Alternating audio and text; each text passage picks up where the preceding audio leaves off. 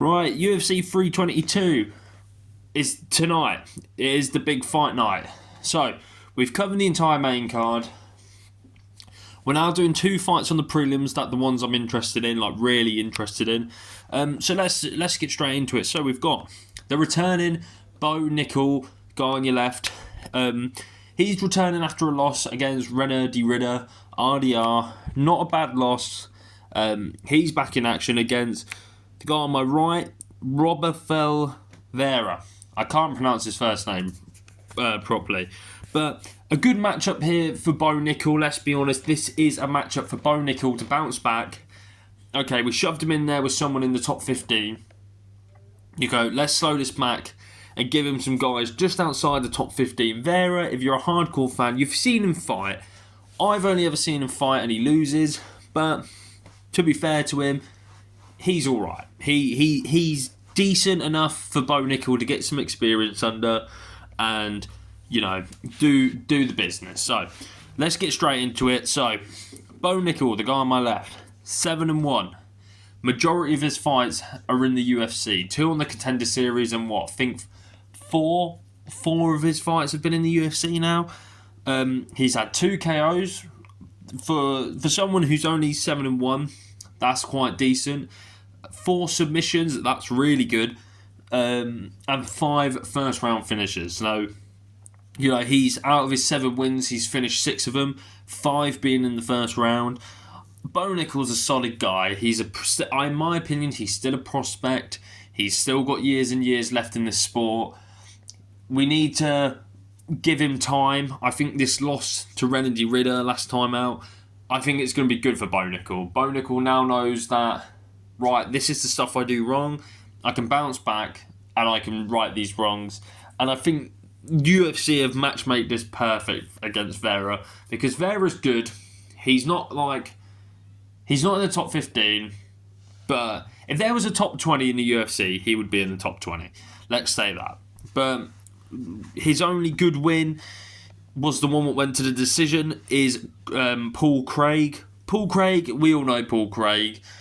The guy who submitted Ankalaev with like 10 seconds left. The guy who snapped Jamal Hill's arm. Paul Craig's got some good wins on his resume. Paul Craig is one of those. He's like the final boss for some people. And he beat Paul Craig via decision. So that's pretty good there. Some of the notes I've written down for Bo Nickel. So, we all know his wrestling pedigree. He's one of the best American wrestlers to ever do it. For all the accomplishments and stuff like that, Bo Nickel is one of the best. In the middleweight division, I would say he is definitely in the top 5 best wrestlers. If it's just pure wrestling, obviously you've got Hamzat. I'll be honest, Dracus du Plessis is a good one. Renner de Ridder is another good wrestler. But Bo Nickel is definitely up there if it's just pure wrestling. You know, I've written down on here he needed the loss. I'm not saying he particularly needed the loss, but I'm saying I think the loss is going to do him good. You know, we've seen it with other people. It's Sean Brady, when he lost to Bilal Muhammad, come back and he looks unstoppable. Carlos Pratas lost to Ian Gary. Then he bounced back against Jeff Neal, but looked completely he looked so dominant against Jeff Neal that he made Jeff Neal look like he shouldn't even been in the top 15 or even in the top 10. So that's what I mean. I think Bo Nickel will learn from this loss and he'll to Renner de Ridder. And Renner de Ridder was just ranked in the top 5 best at middleweight in the world. So it's not a bad loss at all. And another note I've put on here, he's got decent power, you know. He hasn't got like Francis Ngannou hands or anything like that. But if he needs to strike, he can strike and he can put people to sleep. We saw that.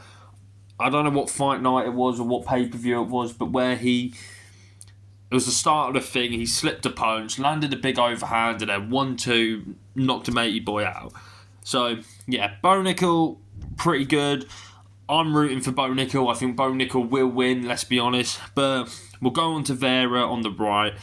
His record, 11-3. That's quite a decent record, to be fair. 1 KO in his career.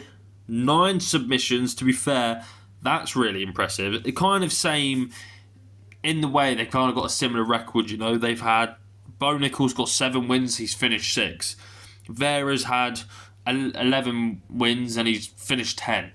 The 9 submissions is very, very scary for Bo Nickel, in my opinion, because he's clearly got really good jiu-jitsu.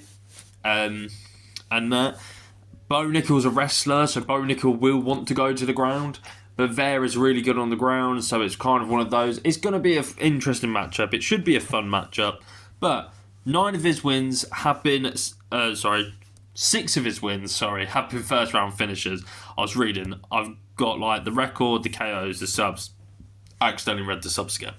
But yeah. The notes I've got for Vieira, he's a tough middleweight. He hasn't, in my personal opinion, he hasn't got any notable wins.